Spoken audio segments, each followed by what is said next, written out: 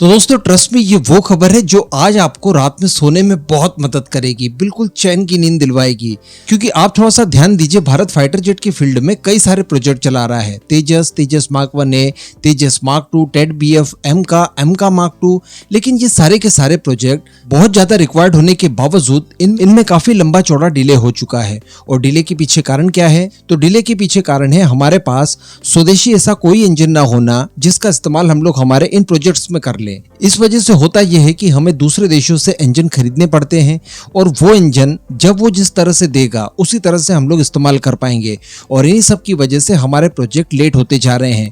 हालांकि बहुत ही जल्द हमारे पास हमारा खुद का इंजन भी होगा, जिसके बाद हमारे ये सारे प्रोजेक्ट बिल्कुल सुचारू रूप से चल पाएंगे।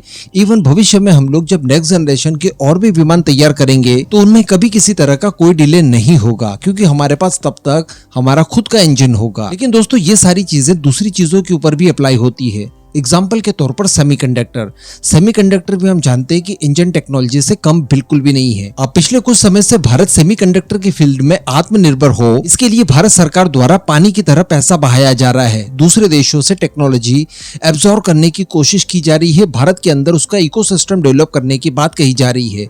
लेकिन बीच में क्रिटिक्स की अगर बात की जाए, जो कि इस फील्ड को लेकर भारत को क्रिटिसाइज कर रहे हैं, उनके पास कुछ बेसिक से पॉइंट्स हैं। और उन पॉइंट्स के ऊपर अगर हम लोग नजर डालें तो एक पॉइंट के ऊपर तो हम लोगों ने लास्ट टाइम डिस्कशन किया था, और वो थी स्किल्ड वर्कफोर्स, जो कि एक्चुअली भारत के पास इस समय नहीं है जो कि सेमीकंडक्टर के फील्ड में काम कर पाए। तो उसके लिए मैंने आपको निराकरण बता दिया था। नीदरलैंड के साथ समझौता हुआ है और आने वाले समय में हम लोग ऐसे प्रशिक्षित लोग तैयार कर पाएंगे बड़ी मात्रा में, जो कि सेमीकंडक्टर उद्योग में बड़े स्केल पर काम करने के योग्य होंगे और किसी भी तरह की टेक्नोलॉजी को एब्जॉर्ब कर पाएंगे। लेकिन दूसरा जो पॉइंट है वो और भी ज्यादा खतरनाक है, और ये पॉइंट चाइना को भी परेशान कर चुका है। और ये पॉइंट है सेमीकंडक्टर को बनाने वाले इक्विपमेंट या फिर आप टूल्स कह दीजिए।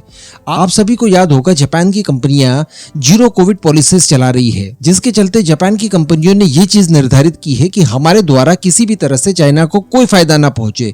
ना तो हम लोग चाइना को कुछ एक्सपोर्ट करेंगे और ना ही कोई चीज इंपोर्ट करेंगे। ऐसी परिस्थिति में बीच में हमें कितना भी नुकसान हो जाए, हम लोग बिल्कुल भी कॉम्प्रोमाइज नहीं करेंगे। और उन्होंने स्पेशली चाइना के सेमीकंडक्टर उद्योग को पीछे करने के लिए या उसे ठप करने के लिए अपने इक्विपमेंट देने से इनकार कर दिया, बैन लगा दिया। इससे खुद जापान की कंपनियों को बहुत नुकसान हुआ। 10 से लेकर 15% तक उनके स्टॉक गिर गए, लेकिन इसके बावजूद उन्होंने प्रतिबंध लगाया। अब अगर चाइना की बात की जाए तो लिटरली चाइना द्वारा घुटने टेक दिए गए, क्योंकि इस फील्ड में चाइना की कोई तैयारी थी ही नहीं। सेमीकंडक्टर तो वो बहुत बड़े स्केल पर बना रहा था, लेकिन इनको बनाने के लिए इक्विपमेंट टूल्स वगैरह उसके पास थे ही नहीं। हालांकि उसने भी अब इस फील्ड में काम करना शुरू कर दिया है। लेकिन अगर भारत की बात की जाए तो भारत तो इस समय नील बटे सन्नाटा है इस फील्ड में। तो इसका क्या? भविष्य में अगर इस तरह की कोई आपदा हमारे ऊपर आ गई और हमें टूल्स देने से किसी ने इनकार कर दिया, तब क्या करेंगे? तो घबराइए मत, इस फील्ड में भी भारत सरकार द्वारा काम किया जा रहा है। जी हाँ, आज से कुछ समय पहले अमेरिका के साथ हमारी सेमीकंडक्टर को लेकर डील हुई थी, जब माइक्रोन टेक्नोलॉजी भारत के अंदर इन्वेस्टमेंट करने के लिए तैयार हुई थी। लेकिन इसी दौरान मैंने आपको एक और वीडियो बनाकर बताया था, शायद ये आपको याद होगा। और ये खबर भी जुड़ी हुई थी अमेरिका से ही। अमेरिका की एक और कंपनी है अप्लाइड मटेरियल्स। ये कंपनी एक्चुअली करती ये है कि सेमीकंडक्टर के फील्ड में अलग अलग इक्विपमेंट तैयार करती है और स्पेशली वर्कफोर्स को तैयार करती है। तो इनकी तरफ से भी भारत के अंदर निवेश किया गया था, और इनका ये काम था कि ये भारत के अंदर अलग अलग जगहों पर वर्कशॉप आयोजित करेंगे या कुछ कोर्सेज शुरू करेंगे, जिसमें वर्कफोर्स को तैयार किया जाएगा। अब इसी कंपनी को लेकर अश्विनी वैष्णव जी की तरफ से ये घोषणा की गई है कि भारत के अंदर सेमीकंडक्टर के विनिर्माण के लिए इसके उपकरण भी तैयार किए जाएंगे, जिसके लिए शुरुआती तौर पर भारत सरकार $20 मिलियन इन्वेस्ट करने जा रही है। तो समझ सकते हैं आपकी काफी बड़ी वैल्यू है ये। और इतना हम लोग इन्वेस्ट करेंगे। उसके बाद बताया ये जा रहा है कि अप्लाइड मटेरियल्स कंपनी के साथ मिलकर 300 मिलीमीटर वाले वेफर्स बनाने के लिए पहली फैसिलिटी का शुभारंभ किया जाएगा। तो कहने का मतलब सेमीकंडक्टर के क्षेत्र में ऐसे ही हम लोग बिलियंस ऑफ डॉलर्स पानी की तरह नहीं बहा रहे हैं।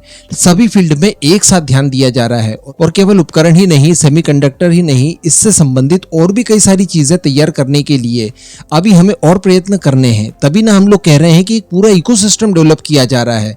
अब अगर इकोसिस्टम की बात की जाए तो शून्य से लेकर इन्फिनिटी तक जहां तक भी चीजें जा सकती है, वहां तक एक्चुअली लेकर जाना है परियोजनाओं को। तो अब आप समझ गए होंगे कि भारत की जो प्लानिंग है वो किस लेवल की है और किस लेवल पर इस समय काम किया जा रहा है। इस पूरे मुद्दे पर अब आपका जो भी मानना हो नीचे कमेंट करके जरूर बताइएगा।